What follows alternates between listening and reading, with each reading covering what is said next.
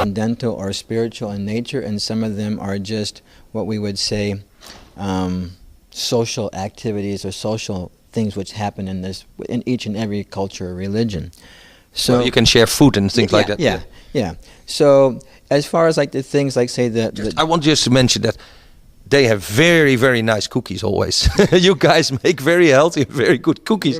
I was always thought about, not only singing, but you have these great, very sweet cookies. We're known as a kitchen religion for those who are close to us. Yes. What do they say? A way to a man's heart is through the stomach. So and just to deviate a little bit from what we were saying before as far as the rituals, one of the rituals, and we would say that this is one of the spiritual things, not just it's actually a spiritual activity, whereby when we eat, you say, is there other things that we do? So one of the things is that when we eat, we try to eat on behalf of the Supreme Lord. Everybody has a need for nourishment. Everybody has a need for experiencing different sensual things such as tasting and things like that. And so when we cook, we try to cook for the satisfaction of God. In other words, we're doing that as a form of yoga or connecting to God. So each and every one of the aspects of our life, be it working, cooking, taking care of the family, whatever it may be, is done as an act of yoga or connection or love. That's what's called karma yoga. You can call it karma yoga, or you can call it bhakti yoga. You can call it becomes bhakti when its intention is to come to love of God. So we offer our food to Krishna through prayer. It's just like the example is given, just like, I don't know if you have children, but say you have children, and everything that the child has comes from you, but the child takes your money and goes buy something and gives you a gift. You feel so happy at the heart that something that I gave him, he took and gave back to me. And the natural, like the father, feels so happy that way. So in the same way, when the Supreme Lord understands that here is a living entity in this world who has come to the spiritual growth where he's recognized that everything here is coming from me, and it's by my grace that he's sustained and maintained and nourished within this world, and now he's come to the point where he's willing to offer that back to me.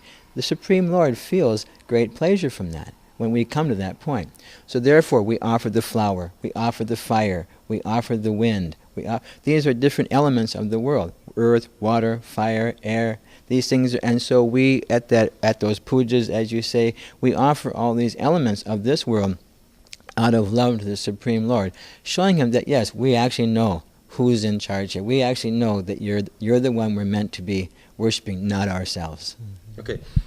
On the other hand, eating with care is also very healthy if you don't gobble your McDonald's hamburgers like wow, but you eat good food, healthy food in a healthy way, in a sacrificial way, as you say, in a way that you really say this is a spiritual practice. It's also very healthy. Yes. Yeah. Oh, we tend to be a little healthy. Of course, most of us in the Hare Krishna movement, like myself, I've been here some 25, 30 years. In the beginning, and we still consider ourselves in the beginning, we have really worked ourselves a little harder than most people.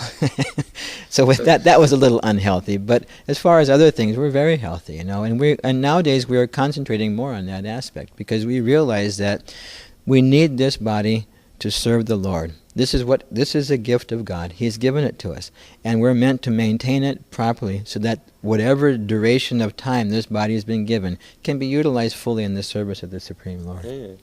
Maybe I should, there's a little diversion, but at one time I realized that the idea of temples is very important, and that there are 7 temples in our life.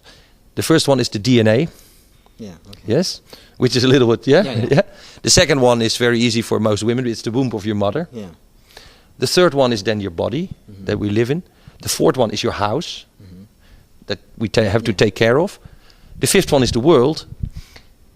The sixth one is a temple we can build in our mind. We can visualize a temple and create a temple in our mind, which is also, it's not tangible. Yeah. And the seventh is the wider cosmos as a whole. Yeah. So there's 7 temples. Yeah. So we would agree with that. We wouldn't have any problem with that.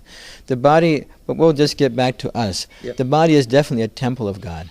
In other words, we, the individual soul, reside within this body, and the Supreme Lord, as the super soul, or the Supreme Soul, also resides in here as the witness to our activities.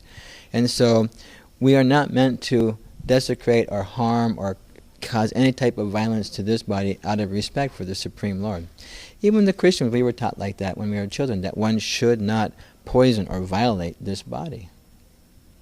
That's because it is part of God, and it's coming from God. Yet you kind of separate yourself a little bit from the wider world, yes? Because you dress different, yes. You live in ashrams, you separate. There's a certain separation. Why is that necessary? Your question, okay, I'm going to try to get it together. The idea is that we do separate ourselves in one sense, but the external appearance of us, this is just a dress which we have adopted over the years, coming from India, and our religion's from India, we dress like this. The dress is not important. How we live, where we live is not important. In the beginning, we were very communal. And the times were very communal. Our society was very young. There were many people in our society who were unmarried. We were very young. Very few of us were married. Now 95% of the devotees are married, and they're living out in what we call the secular world, or we may say the real world, or however you want to describe it. They're doing their daily work, they're maintaining their families, they're doing so many things, and the communal or ashram side now is very, very small, as would be expected in any normal religion.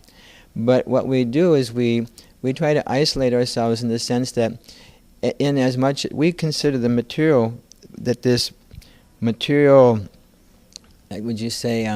hard stuff. Yeah, the desires for material sense gratification is there. So just as one does not want to become sick, he would not enter into an infected area, like say where there's a flu, just like I heard something about a cruise ship where there was some type of virus going wrong. Well, if you didn't want to get sick, you wouldn't buy a ticket for that cruise ship now.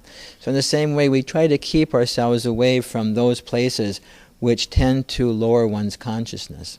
We like to stay in the higher levels of like the mode of goodness, a peaceful mode, a tranquil mode, a mode of thought, a mode of being good, and to stay in that mode so that we can keep ourselves closely connected to God, because He is the supreme good.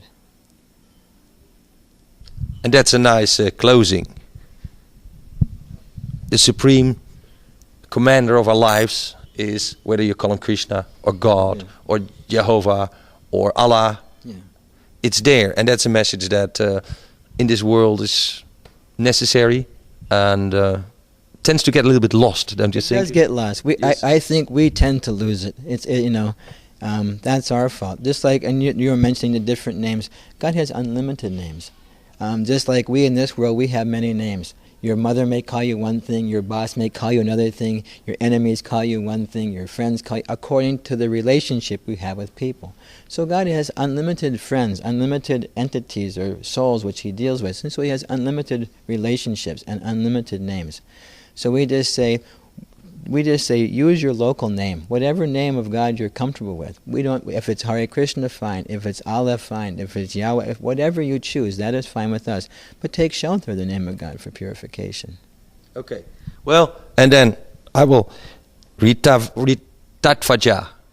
Das was his name. En we hebben dus gesproken met iemand van de Hare Krishna beweging. Iemand die rondreist over de wereld. Die de boodschap van die Hare Krishna beweging uitdraagt. Hij geeft zelf toe, we kleden ons anders, maar dat is eigenlijk niet zo belangrijk. En heel veel mensen die meedoen in onze beweging, geloven in dat Hare Krishna idee, zijn gewoon in de wereld, net als andere burgers, zijn gewoon getrouwd. 90% van de mensen is niet meer zo extreem, woont niet meer in ashram. Maar hij wel, want hij heeft een belofte gedaan. Hij heeft uitgelegd wat het geloof inhoudt, waarom dat chanten, die namen van God, zo belangrijk zijn. En hij heeft een klein beetje uitgelegd waarom zoiets als oorlog, zoiets als geweld, soms toch noodzakelijk kan zijn, omdat er in de wereld nu eenmaal krachten zijn die dat noodzakelijk maken. Je kunt dus niet altijd zeggen, ik doe niks. Soms zul je moeten vechten en het heilige boek, een gedeelte van de Veda's, het is niet een gedeelte van het hindoeïstische geloof, de Bhagavad Gita, dat boek waar ze eigenlijk hun inspiratie uithalen, gaat dan ook over oorlog, over het vechten in deze wereld, de wereld van de schaduwen vaak, over het vechten daartegen en de noodzakelijkheid daarvan. Maar dat neemt niet weg dat deze wereld ook volgens hem toch heel direct goddelijk is en dat we dat ook kunnen proberen te vinden. Thank you for being with us. Thank you, Hare Krishna.